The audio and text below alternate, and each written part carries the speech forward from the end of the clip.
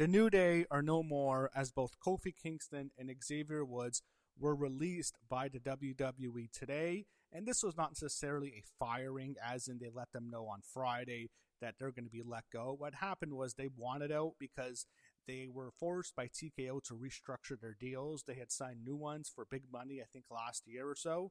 And because of that, TKO saw them as being overpaid for what they're being used on the main roster. So they wanted them to sign new deals, and it was going to be for less money than what they were making previously. New Day did not like it. Kofi and Xavier then asked for their release, and TKO granted it to them. So what happened was, I'll just say it like this. I think TKO wanted to fire them, but they were afraid of the fan backlash of firing the New Day, so they basically just forced them out. They made it as uncomfortable as possible for them to leave because they did not want to sign them long term. They did not feel like they were deserving of that money, and they didn't want to pay them that much. So they essentially, they forced them out. Take a big pay cut. They don't want to do that. They're both very proud guys, and they've been in the company for a long time. Kofi Kingston has been with the WWE for 20 years. He was signed in 2006. This is a 2-decade-long career with the company. Xavier Woods has been there, I think, close to 13 years or so. I remember him wrestling on the very early days of NXT when they went to the Performance Center at Full Sail. So both of them have very long tenures with this company. One of them for nearly 15 years, one of them 20 years. And it was a situation where they look, the act had gone very stale. I'm not going to pretend like the New Day were red hot. No. It's been a rough year and a half or so since they turned on Big E. They didn't capitalize on it. And you can blame WWE, but, a lot of it's on Kofi and Xavier. I just think with the New Day, the big issue was Big E was the life of that group. And I think all three of them contributed, but Big E was like the soul of the New Day. He had a lot more charisma, I think, than the other two. He was very entertaining, and he needed the other two to play off of. The three of them were great, but without Big E, it just wasn't the same. And even before the heel turn, they were stale. They weren't doing anything for a long time. Do you remember anything the New Day did in 2022 to 2024 after Big E got hurt? I don't remember anything, to be honest. Big E broke his neck in 2022, the infamous belly-to-belly slam from Ridge Holland. He lands on his head. His career's over, and then Xavier and Kofi really didn't do much until late 2024 when they turned on Big E to have him turn heel, and they would do this thing where they would bring their families to disown them, and everyone hated them. But eventually, it just, they didn't have much to do past that, and it got really stale. They had an unforgettable tag team title reign. And then recently, Xavier gets hurt. Kofi was teaming now, I think, with Grayson Waller to be a part of the New Day. Never really got over, and, they were stale for a very long time. The heel turn flopped, and I think TKO just looked at it as, we're not going to pay you this money anymore because you're so, you've been pushed down the card so much. Take a pay cut. New Day were very proud guys. Both Kofi and Xavier didn't want to take it, so they asked for their release instead, and they were granted it. So it's an end of an era. It's the end of the New Day. It's the end of the group. And I know the New Day, again, you could say it really was done after Big E's hurt. Big E's injury was never the same, but still, the whole legacy of the New Day, that act, it's officially over now, and it sucks because Kofi and Xavier are out of the company. Big E can't wrestle anymore. I don't know how much longer Big E wants to stay there. He might want to leave too, because I don't know how much longer WWE is going to keep him around. But it's been over 4 years now since the injury. I think it's it really sucks. It really does, because you would think with New Day, they were an act there for so long. They did so much. They were, them and the Usos were the two best tag teams that WWE has had in recent memory. The last 10 to 15 years, those were the two top teams, the two best teams in the company. I guess mostly the last 10 years or so. Usos actually started off before the New Day, but those two teams, man, they were the heart and soul of the tag team division for many years. They had a great feud together. Those were the two teams, Usos and New Day. And Usos, of course, still with the company, still high up on the card. But with the New Day, Big E's injury, things weren't the same. I think the things that went... Here's my thing with the New Day. I think they kind of went south after Kofi's title reign flopped, which it did. WWE was awful in 2019. Kofi's title reign did not help. He was not good on the mic. He would always say, baby, after every promo, which never worked well. Didn't have a lot of charisma. He was good in the ring, but there was something missing, and his title reign just did not work. And I think it was just too long. Brock destroys him in 7 seconds, and he was never the same after that. And then I think just with Xavier, he had his moment when he got the King of the Ring, but that was the farthest he would ever go. Big E, again, his career is cut short after a neck injury, but his title reign didn't last long. You can look back on everything. I think the biggest issue was they weren't able to, after Big E's injury, things were not the same, and the act got stale. Kofi and Xavier, I think what they should have done with that heel turn is not turn on Big E because there's no payoff. I would have had Xavier turn on Kofi and then join with Karrion Kross. That's what they were teasing for a very long time. And I thought that would have been the better way to go, and I think it would have been good for Xavier and good for Kross to change their characters, and I think the New Day should have ended after that. I think Xavier should have turned on Kofi and joined with Kross, and looking back, that was the right move. I just don't think Kofi was ever a good heel. I always thought he was a horrible heel. He's a babyface. That's what Kofi Kingston is. He's not a heel. He's a babyface. He can't play a heel because he's just too likable, I think. But eventually, the act, it's done, and it's upsetting because those guys, they've been there for so long. They've been with that company for so long. They were one of the faces of the tag team division along with the Usos. You would just think with the New Day they'd get this better ending. I thought they'd be WWE lifers. Kofi Kingston to me he'd screamed WWE lifer his career, and that did not happen. There's other guys who came around the same time as him you would think were WWE lifers. I thought Dolph Ziggler would be a WWE lifer. That didn't happen as well. There's other guys, again, that came up around when Kofi came up, and they've been with the company for a long time. You thought they'd be there forever, and it didn't happen. I don't know what happens next with them. I think they can go to AEW if they want to. I mean, if they really want to, Tony Khan's going to sign them. It's not a question mark with other guys like Aleister Black, who doesn't have the best history there, who just got released last week, or there's others who've been let go that I'm not sure AEW is going to send them, but AEW will send New Day. Young Bucks and New Day is a big match for them. Right away, they can work with FTR, so it's not a situation where they're going to be out of work. They're going to find jobs easily. It's sad because you just associate them with the WWE, and they were there for so long. They sold so much merchandise over the years, and they did so much for the company. They were great spokesmen, great for PR. They did so much good things for the WWE. You would think their contributions there for so long that they would be WWE lifers. And that's not to say that the act was on fire. Yeah, the act was still for a very long time. And I think they should have split them up, personally. That's my opinion. But you just think, in the end, they would be transitioned to backstage roles and they would be there forever. And it's sad. It's a sad day. It really is a sad day. It's a new day. Every day is a new day. But today's a sad day that they're no longer with the company. And you just wish that they could have finished their careers with WWE because they meant so much to the company. It really sucks. But it's TKO's greed. It's a greedy bastard company. What else can you say about it? Fuck TKO. I hate TKO. But, they look at the New Day as being overpaid. And again, you look at their status on the card. It's hard to argue. It's just they're not looking at the contributions of them and everything they've meant to the company in the tag team division and, their impact. And they could, still be assets to the company even if they're not going to be pushed at the top. And, you look at them being... TKO views them as overpaid. Yeah, I mean, TKO is making more money than they've ever had. It's making a ridiculous amount of profits. And when guys like the New Day are forced out, because again, they weren't fired technically, no. They weren't let go. They asked for their release and they got it. But TKO forced them out. They said, restructure this deal for a big pay cut, which, they're not going to do. It's going to hurt their pride, or you're out. And then they didn't want to restructure it, and they asked for their release, and that was it. TKO forced out the New Day. Don't think of it as anything else.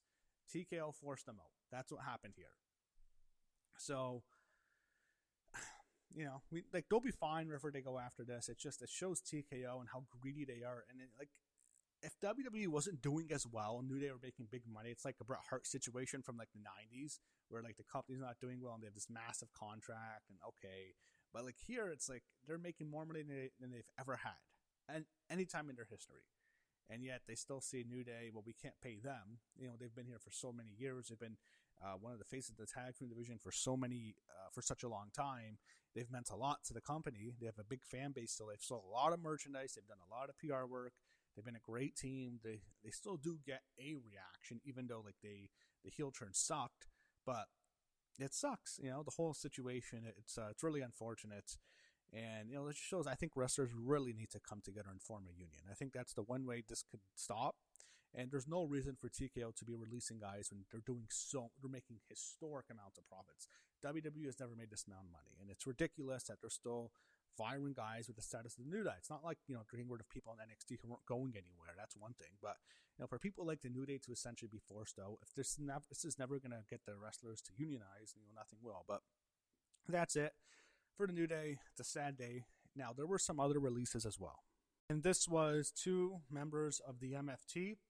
Both let go. Unfortunately, one of them was not Solo Sikoa. I don't mean to be mean, but he is really bad. And I think he is responsible for both of these guys being let go. Mostly JC Mateo, who I think is very talented. JC is a very good wrestler. Jeff Cobb, that's what he was known as. Unfortunately, he was saddled with Solo Sikoa, and he can never get over. Solo got all the TV time. We never heard from JC Mateo. We never heard him talk. He could wrestle. He was a good worker. It's just like, he was just a background player for Solo Sikoa, and when Solo Sikoa flops, when he's terrible at his job and he gets too much TV time because of fucking nepotism, some guys get the heat for it except for him. And JC Mateo got fired. And Solo Sikoa should feel bad because he is atrocious. He is the worst part of SmackDown every week. He gets so much TV time and he's terrible. He's an eyesore. He looks like shit. He has no charisma. His promos are dog shit. He tries to play some mafia boss that he can't do. He's horribly miscast. He should not be in this position that he's in. Yet, he gets his TV time. He got a lot of members to join his group, including JC Mateo, who could never get over because he had never had a chance. He's just one of Solo Sikoa's background players. He's actually a very talented wrestler. Jeff Cobb is. And he'll be fine. I don't know if AEW wants to sign him, but they could. I think that's a possibility. And I feel bad for him. Out of all the people I feel who were let go, I feel for him the worst because with the New Day, let's not be real, they made a lot of money. They're very wealthy. They're going to be well off. They'll get a big deal from AEW. It's unfortunate they didn't get to retire in WWE because of TKO's greed. With JC Mateo, he never really got a chance. Never had a chance to really shine and show us what he's capable of because he was saddled with Solo Sikoa, who is atrocious, who sucks. And I wish it was Solo who was let go. And I said, I don't want to see, it's unfair for WWE to release wrestlers. But a guy like Solo was getting all this TV time. And like for him to keep his job, and he killed JC Mateo's career. He never got a chance to set off because he's saddled with Solo, and Solo just sucks. It's unfortunate, but that's it for him. I don't think he's coming back to WWE. I think this was a shot. He didn't even last a year. I don't know, but it's unfortunate. He's gone. That's it for JC Mateo. Not shocking. I think with the angle they shot last week with Jacob Fatu literally murdering the MFTs, it was obvious that they were going to be written off television. You don't do an angle like that to just bring them back the next week. You have Jacob Fatu kill these guys in a way to write them off TV, and 2 of them are now written off TV. We already talked about JC Mateo. The other one was Tonga Loa. I want to mention Tama Tonga soon. I think he's hurt. I don't think he's going to be cut. I hope not, but he's talented. I don't think he's been getting more TV time than the other MFT members, so I don't think they want to cut him. And also, it's telling that they didn't have Tala Tonga with them on the last week's SmackDown when they did that angle because they want to push him still because he's tall and he's Tonga Loa's brother, as is Tama Tonga. And we can now talk about the infamous Tonga Loa. Now, unlike JC Mateo, who I think was ruined by Solo just being so terrible and the MFTs flopping because of Solo, Tonga Loa was just not very good. He was awful. I'm not going to lie. He was horrible, especially when he came in. Remember, he was late in his first match interfering when he interferes on behalf of the Bloodline. He sucked. Let's not also forget that infamous Money in the Bank match when he accidentally punches his own brother in the head, Tama Tonga. That he was supposed to go for a low blow. I think it was on Cody Rhodes or Randy Orton or Kevin Owens, one of them. He was going to go for he was supposed to hit a low blow on them. Instead, he doesn't hit the low blow. Instead, he punches his own brother in the head. He was just awful. He was horrible. He shouldn't have never been brought back in. He was Camacho before. He was let go for a reason. He's no good. Tonga Loa being let go, whatever. I don't have an issue with him being let go. Again, I talked about unionization and, guys needing to come together. But when you look at a guy like Tonga Loa, for his performance to be so poor, it's kind of hard to, defend him. Like he needed to be let go, and at least his contract shouldn't have been renewed. He was just not very good and made a lot of botches and just not shouldn't have been brought in, to be honest. I don't know why they even needed to bring him in. He was not good on the indies. It wasn't like his brother Tama Tonga where he was making a name for himself. Tonga Loa was no good, and he was let go for a reason. It's his performance. I think it says a lot. JC Mateo really isn't part of the Anoa'i family or the Tongans. He's not Samoan or Tongan, but Tonga Loa, he's part of that family, and there's so much nepotism within that family with WWE. Again, I mentioned Solo Sikoa getting all this TV time despite being terrible.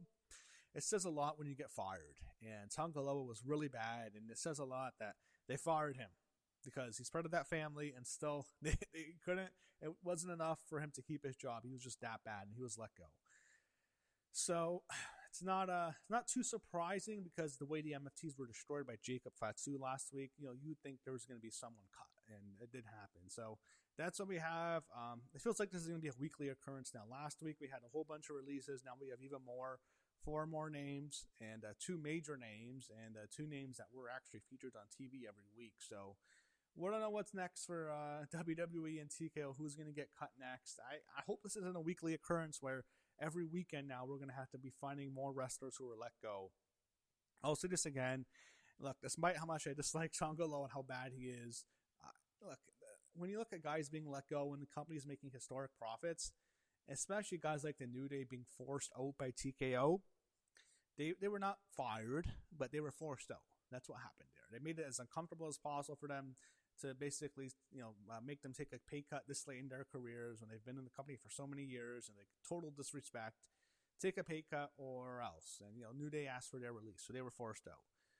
JT Mateo never got much of an opportunity because he was Solo Sikoa, who was horrible, and Tonga Loa did suck. But going back to all the releases last week, Kairi Sane was a big name who was let go, as was Aleister Black and Zelina Vega, and the Wyatt Six, Motor City Machine Guns, whole bunch of names.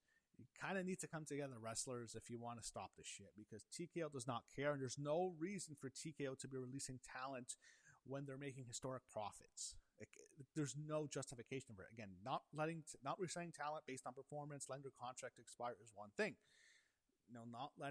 Firing talents, forcing them out, despite having fanfare and being with the company for a long term, it would not happen with the unionization. That's what wrestlers need to do to stop this shit. There needs to be a union. So there needs to be collective bargaining, and they need to come together because it's going to be your name next on that list. It might happen next week. We don't know who's going to be next. It's a situation where it's kind of like what Goldberg would say, "You're next." We don't know who TKO wants to fire next. It could happen to anyone. So it's unfortunate, but hopefully this isn't a weekly occurrence.